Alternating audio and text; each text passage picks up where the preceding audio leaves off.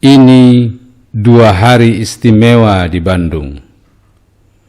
Pada Sabtu 2 Oktober dan Minggu 3 Oktober 2021 bakal ada balapan sepeda gunung keren di Lembang, Bandung, Jawa Barat.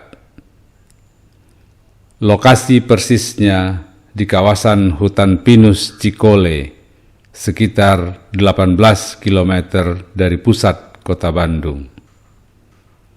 Ada sekitar 300 pebalap sepeda gunung yang bakal berlaga di sana. Ajang balap sepeda gunung tersebut bernama Terascaf First Series.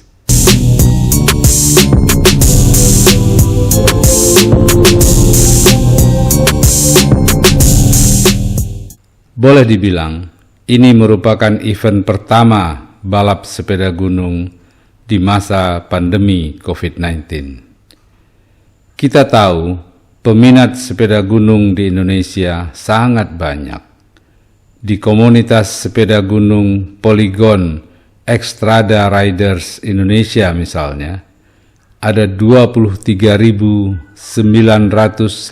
orang anggotanya yang tersebar di seluruh Indonesia.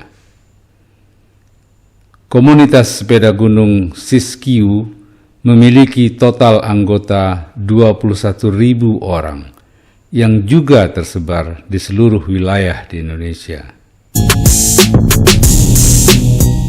Bahwa Teras MTB ini sebenarnya nama sebuah toko. Toko ya Pak ya? Ya, toko. Toko sepeda yang menjual khususnya mountain bike.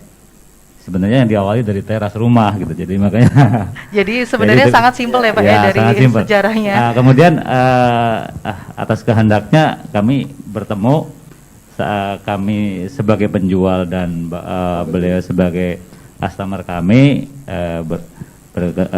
ketemu dan akhirnya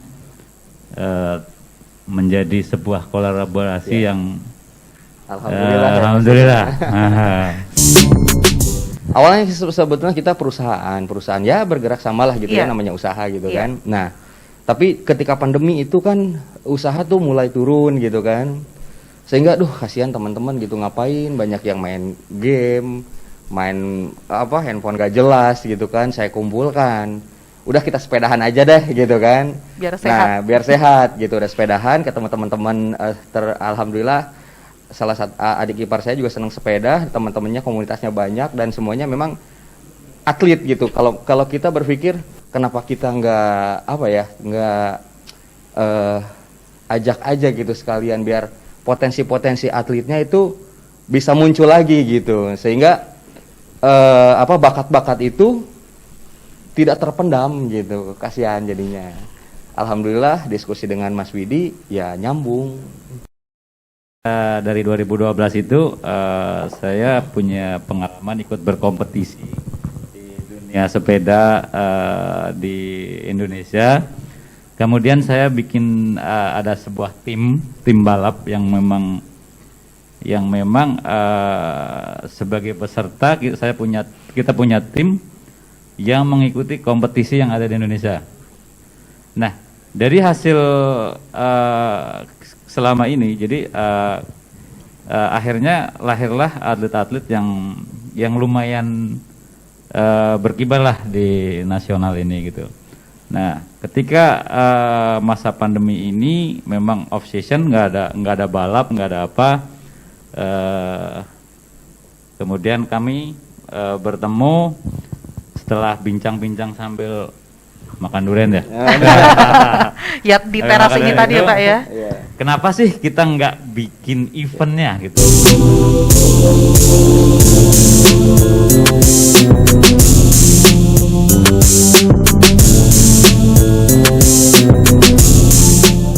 Saya dengan Mas Widi itu punya harapan dengan adanya Terascaf seri ini bisa menyaring atlet-atlet yang memang berpotensi bagus gitu kan. Dan saya juga punya impian, ya kita main di luar negeri juga lah sekalian. Ataupun ketika event-event kita tidak menutup kemungkinan Mas, kita datengin aja sekalian dari luar negeri gitu Betul. kan. Kompetisi yang akan kita buat ini menjadi kompetisi yang baik, yang disiplin, yang mengikuti regulasi dari PBIC, kemudian next mungkin akan ke jenjang yang lebih tinggi di bawah ngikutin regulasinya UCI. Mungkin ada seri-seri lain yang nantinya menjadi seri C1. Jadi kalau seri UCI itu adalah bahwa poin-poin yang diperoleh oleh rider itu diakui di dunia gitu. Oh, berarti masuk ke World Major gitu ya Pak ya? Ya, kalau yang event ini adalah skalanya nasional. Oke. Next series kita kepengin menjadi yang internasional. Kira-kira seperti itu. Oke, kita di teras CAF Downhill ini kita akan menggunakan sistem individual time trial gitu ya. Artinya peserta dilepas satu persatu untuk mencatatkan waktu terbaiknya. Kita akan memulai lomba di hari Jumat untuk official practice untuk seluruh peserta. Pagi hari kita kelas untuk hobi. Kemudian setelah Jumatan kita akan ada official practice untuk kelas prestasi. Dan mungkin di hari Jumat kita juga berencana untuk menyelenggarakan final untuk kelas eksebisi umur 12-14 tahun. Nanti mereka pagi latihan, siang langsung final run. Nah, kemudian di hari Sabtu kita akan menyelenggarakan seeding run untuk menyeleksi waktu start final run di hari Minggu. Jadi prinsipnya kita mengurutkan pembalap berdasarkan nomor startnya, yang yang daftar duluan, start duluan di seeding untuk mencari catatan waktunya. Nanti di hari Minggu final kita akan melakukan start berdasarkan catatan waktu hari Sabtu. Jadi yang waktunya paling lambat di hari Sabtu setiap kategori akan start duluan, dan yang paling tercepat itu akan start belakangan.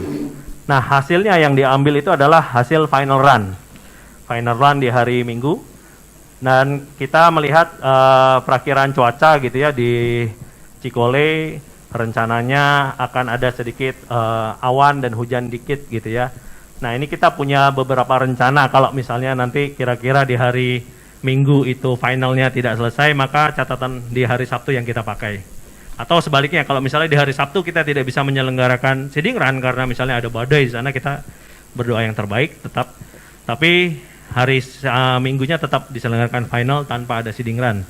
Dan urutan startnya menggunakan nomor start yang sudah dibagikan di sebelumnya. Dan kita menggunakan optical timing system gitu ya. Jadi di start kita tempatkan optical sensor, di finish kita tempatkan optical sensor.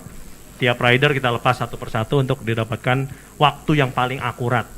Dan kita juga dibantu dari PBIC gitu ya, bersama Pengprov ISI Jawa Barat untuk mengawal lomba ini dengan mengirimkan wasit-wasit terbaiknya.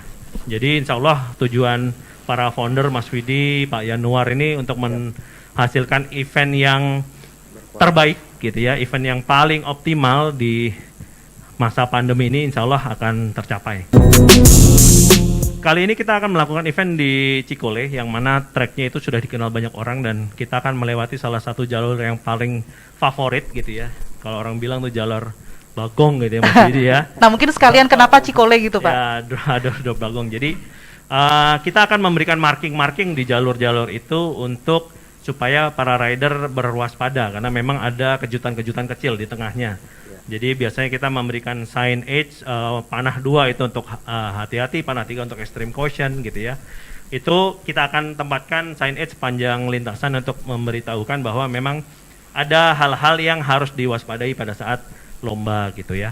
Kemudian untuk medical prosesnya kita akan dibantu dari Rumah Sakit Advent gitu ya, dengan bantuan teman-teman paramedik dari Unpad gitu untuk membantu kita, sehingga kalau misalnya nanti kita berlomba ya moga-moga nggak ada kecelakaan ya. Amin. Kalaupun insya Allah nanti ada kecelakaan gitu ya, kita akan berusaha sebaik mungkin gitu ya untuk ditangani dan dirujuk ke Rumah Sakit Advent. Dan juga kita mewajibkan para peserta untuk mengasuransikan dirinya gitu, karena di dalam lomba ini semua tanggung jawab ada di peserta, baik itu resiko maupun biaya pengobatan. Kita hanya sekedar pertolongan pertama gitu ya. Nah ini yang harus diwaspadai oleh para peserta. Kalau memang belum punya asuransi ya segera diurus lah. Ya, ini lombanya under 3 menit gitu ya, maksimal 5 menit lah kalau yang paling lambat, jadi nggak butuh kita. Ini lomba jarak pendek, jaraknya cuma sekitar 1,6 km, jadi tidak perlu water station. Kelas yang paling muda kita di eksebisi 12-14 tahun, itu yang masih sebenarnya non-regulated. Kalau di MTB itu tidak diatur secara resmi lah di UCI gitu ya. Itu kita buat eksebisinya. Kemudian kita ada 15-16 untuk kategori youth. Kemudian ada 17-18 untuk junior. Kemudian 19 sampai 29 untuk main sport. Nah, kita bagi dua tuh, main sport A dan sport B gitu. 19 sampai 24 itu main sport A, kemudian 25 sampai 29 itu sport B. Kemudian kita lanjut ke kelas master. Master pun dibagi banyak, dari A sampai E gitu ya, master A, B, C, D, E. Master dari umur berapa tuh Pak kalau yang dari kalau A, master Pak? kita range-nya 30 ke atas. Nah, master A itu 30, 34, kemudian 35, 39 and so on sampai terakhir itu 49 and above. Nah, kemudian kita ada master expert. Ini biasanya kita untuk mengakomodir teman-teman yang mantan-mantan atlet gitu ya. Atlet yang sudah pensiun tapi masih ingin berprestasi, unjuk gigi gitu ya. Dan kebanyakan dari mereka juga masih punya tim profesional gitu. Mereka bekerja sebagai pelatih. Nah, kita akomodir di kelas Master Expert ini supaya mereka bisa mengapresiasikan kemampuannya lah gitu. Nah, kita ada kelas Women Open juga. Kemudian ada Women Elite, itu 19 ke atas. Kemudian ada Men Elite juga. Nah, ini Men Elite yang seringkali menjadi persaingan terpanas ya. Karena ini yang rider-rider terbaik seluruh Indonesia berkumpul untuk mengadu nasib kita bilangnya, untuk membuktikan siapa yang tercepat di event downhill Indonesia.